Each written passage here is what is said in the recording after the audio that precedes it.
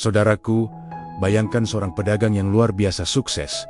Ia berhasil meraup keuntungan miliaran rupiah di musim panen. Sebuah pencapaian yang fantastis. Tapi, apa yang terjadi sehari setelah panen besar itu selesai? Dengan ceroboh, ia menghambur-hamburkan semua uangnya, sampai akhirnya jatuh miskin lagi. Bahkan, lebih miskin dari kondisi sebelum panen. Tragis sekali bukan?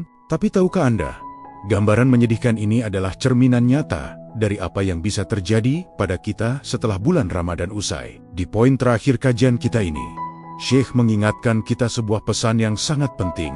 Hati-hati dari kerugian, nikmat dan taufik yang Allah berikan sehingga kita bisa berpuasa, salat tarawih, membaca Al-Quran, dan bersedekah sebulan penuh. Itu adalah modal usaha yang nilainya tak terhingga. Modal ini sangat mahal, saudaraku. Jangan sampai modal berharga ini lenyap begitu saja, hilang tanpa sisa. Lalu, bagaimana caranya menjaga modal ini agar kita tidak merugi? Syekh memberikan 2 wasiat penting. Wasiat pertama, teruslah beramal walau sedikit. Banyak dari kita yang menganggap Ramadan sebagai garis finish. Setelah Ramadan berakhir, ibadah pun ikut berakhir. Ini adalah kekeliruan besar. Ramadan bukanlah garis finish, melainkan sebuah SPBU spiritual, tempat kita mengisi bensin untuk melanjutkan perjalanan panjang selama setahun ke depan. Ingatlah sabda Nabi kita yang mulia, Muhammad SAW. Amalan yang paling dicintai oleh Allah adalah yang kontinu, yang dawam, walaupun jumlahnya sedikit.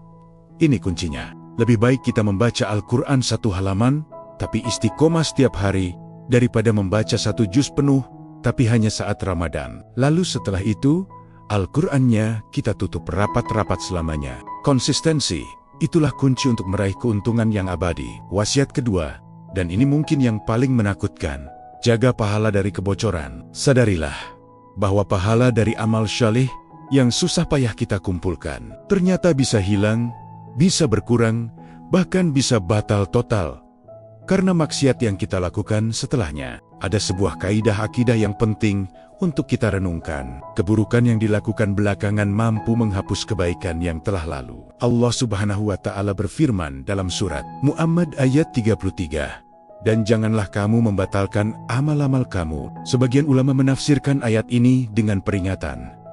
Jangan batalkan amal solihmu dengan melakukan maksiat setelah engkau berbuat taat. Hati-hati, saudaraku, jangan sampai dosa-dosa dan kelalaian kita di bulan Syawal ini menjadi api yang menghanguskan pahala emas yang telah kita kumpulkan dengan jerih payah di bulan Ramadan. Lalu, bagaimana jika kita tergelincir? Tentu, kita ini hanya manusia biasa, tempatnya salah dan lupa. Apakah sekali berbuat dosa, pahala kita langsung hangus permanen? Tidak. Allah yang Maha Rahim Maha Pengasih telah memberikan solusinya. Solusinya adalah, jika engkau tergelincir berbuat dosa, segeralah sadar dan bertaubat.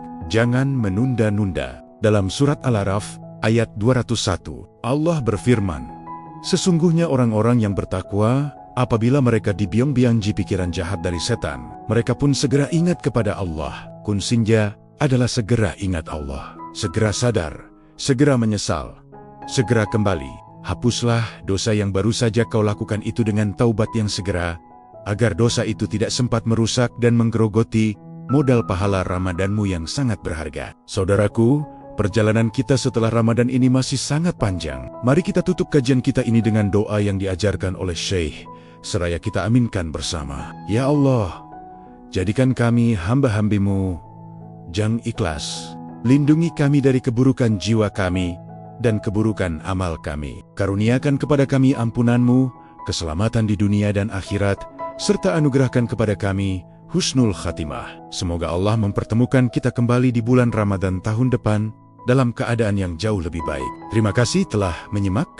Semoga bermanfaat. Wassalamualaikum warahmatullahi wabarakatuh.